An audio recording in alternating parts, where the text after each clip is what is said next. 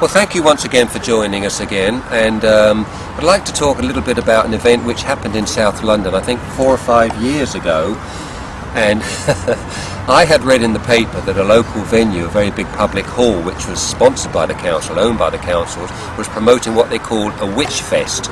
And to my horror, I found that this grotesque, obscene event was to be held in our hometown, with some of the witches and the warlocks and so forth coming to this town to promote spiritualism, the occult and so forth. There were to be craft fairs and so forth. And it was a Saturday afternoon, and I felt that we should do something about it from this ministry.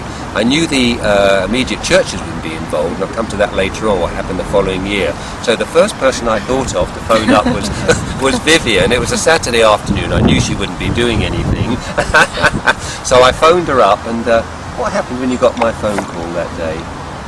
I wasn't sort of too surprised, let's put it that way. I'll tell you what I was surprised at though, when you said you knew I'd already told you that my mother had been involved in spiritualism. I said, let me go up and type something, type like a small testimony, something out. I prayed about it quickly and went up and typed something out. And I remember you saying, don't run off too many, tracks or whatever we're going to call them, little testimonies, because there won't be many people there. I don't know if you recall that, and we were shocked. I've never heard of a witch fest. I've never experienced anything like this before. Well, I don't know what I had, about 80 of these to take along, and what were in there, a couple of thousand people. I don't know. I'd say count. Maybe 10,000, but it was horrific. Well, I actually met Vivian. The sun brought her down, dropped her off, and we didn't really have a plan of action, but we just wanted to talk to people. Vivian wanted to warn them about spiritualism and so forth, so she brought these little tracts along. We went inside. Do you remember? That was the second year my son dropped Second us off. year. The first year, I remember I parked outside the town, the huge town, and walked in, and I didn't stop praying because I've never entered in, nor have you, ever entered. I'd only been saved a few months, and we went in this place. Now we should have paid. I found out afterwards. They wondered how on earth we got into this place, because we should have paid something like an entrance admission fee of £17 or something, and we just walked in. We just walked into this wall of blackness of the occult, and this awful drum being beaten by these sort of so-called Morris dancers, but they weren't. What was so sad though, Patrick, was the children. Babies, little toddlers in pushchairs and prams, and the dressed like, up, and very dressed young. up, Well, black, they were like a capes. Harry Potter convention. That was horrific, bringing these children into that. I felt more for them, not for grown-ups who know, but who should know better. These children don't. They don't know what they're being brought up into. And the fear of the young women. Do you remember we went around the coffee tables? I said, instead of individual people, go around and give out tracts. And they weren't in all this heavy sort of black regalia, were they? In this, and you talked, the outfits. didn't you, about some the of them effects about of spiritualism on your family? Yeah, one or two. I mean, one American woman put a hand on my shoulder. I mean, it affected my family, my mother, and another member of the family greatly. Still does. One of the members today. My mother died. I'll get on to that, please God, later on. My mother died before Christmas, unsaved, spiritualist, and her death was horrific, absolutely horrific. If anybody wants to go into the occult, just keep well away from it. Young women, 19, 20, 22 years of age, something like that, with on the table board games. They're not a game. They were listening though to what you said, weren't they, some of them? Well, my mother saw snakes and things climbing up walls. But the young women you talked to at the witch fest, they were listening, weren't they? They were. Some of them were. Some of them didn't. They pushed our tracks aside, as you know. But some were listening to what I was telling them, what things that happened to my mother. They were certainly listening. But I remember the stalls with all the saleable stuff. I've never seen a box. I've never seen a board game. Never seen a Ouija board game. Do you know anybody that's ever been has ever well, you can't call it a game, when you played that game? My grandfather, my mother's father's 3 sisters all went to a séance once, to one of these sessions in a private home. They flew out within minutes of this board game being opened up. They flew out that door, and what demonic Spirits went out with them. Goodness only knows. And it was this alarm and this concern which prompted you to go to walk into this coven of witches. And it was the middle of the night to me. I've never felt so enveloped with all this sort of spiritualist negative input.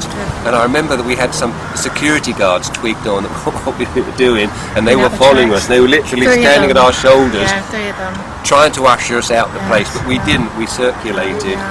And the looks from the really hardened guys that have been in this for perhaps most of their lives for decades, and the hardness in their eyes as well. And you felt them penetrating you. But I tell you what, around us there was only the 2 of us there, but I don't know about you or not. No, I think we did say we felt so protected. We did. And I really do feel that God wanted us in there. Well, we got through the door. Next year we were banned. We were not allowed anywhere near the place, were we? That's another time. Well, I'll come to that in a minute, anyway. but I'm certainly glad we went. Are you glad you went that day? Yes, definitely. Yes, I there was think no preparation at all. It was straight. Well, an hour's preparation that we had. No, I felt very much that was where it meant to be. I saw the horrors. I know what happened to my mother, and that was before. I mean, that was a few years ago, as we say. That was 2001. I can't remember. Well, I'll just tell the listeners, and you know, the following year we thought, well, we'll get organised, and my son James thought, right, we were a little bit more naive, and we thought we'll phone up the local churches. Again, it was on a Saturday. Again, it was going to be the biggest thing in Europe. That's what they were saying, the biggest witch fest in Europe, in the world. And we were very fortunate. We were able to. Well, James got in touch with some American street preachers who actually flew over at their own expense to sort of help us on this, because we knew we were on our own. We'd found out then that none of the churches in this town, very important town in South Croydon, I won't say who they are, but those people who are involved with those churches, those vicars and priests, will know who they are. They had a convention that morning, but not one turned up, so we were very much on our own that morning. But by then things had tightened up. We couldn't go in, could we? No, we weren't allowed in the church, into this hall's forecourt. We had to stand well back. But it was quite productive. We did talk to a lot of people.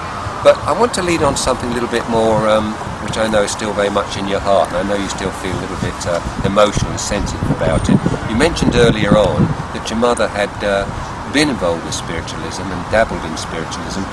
What are your earliest memories of that, Vivian, that business? Well, that really only occurred in the last couple of decades. I was talking to Len earlier about the fact that as quite young children, we were taken, you go around the fun fairs and you're taken into the little tent with the gypsy lady, fortune teller, and she reads your palm, doesn't she? Looks in that crystal ball. The crystal ball on the table, and tells you you're going to have a long life and 2 kids, a happy marriage, this sort of thing, which I have had, but I didn't go by her. And Mum took us into these. Even my younger member of the family went in. But I never believed, even as a child, there was something just giggly about this. You giggle over something like this. Then I don't think I recall any more until, because I went abroad to work with my husband. We came back. I think the boys were about 10, so I'm going back about, oh dear, what am I now, 35. I'm going back. How many years now I'm going back? Early 70s. I'm no good at maths. But early 70s. My mother joined a spiritualist church. Now, this is the tragic thing about it. Whereas my father, who's still alive today, he rejects God. There's no God. There's no God. There's no hell, no heaven, no devil, no God. The tragic thing with my mother, she believed in God. She believed Jesus was the way. That is the tragic thing about this.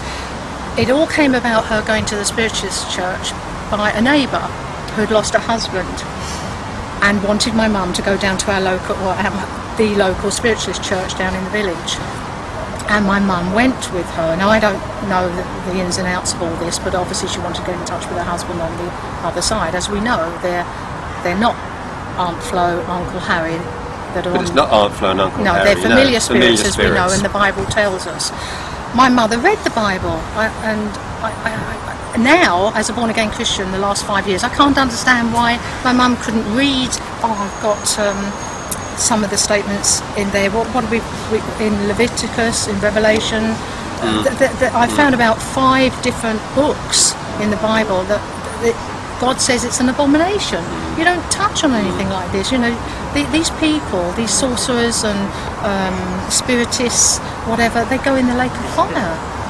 This is most dangerous. But anyway, she went along. She obviously read a Bible but didn't read a Bible. And I don't know the outcome with the neighbour, but she obviously got attracted to the Spiritualist church, started going along to the weekly meetings on a Wednesday, and became a regular member, and they started training her up.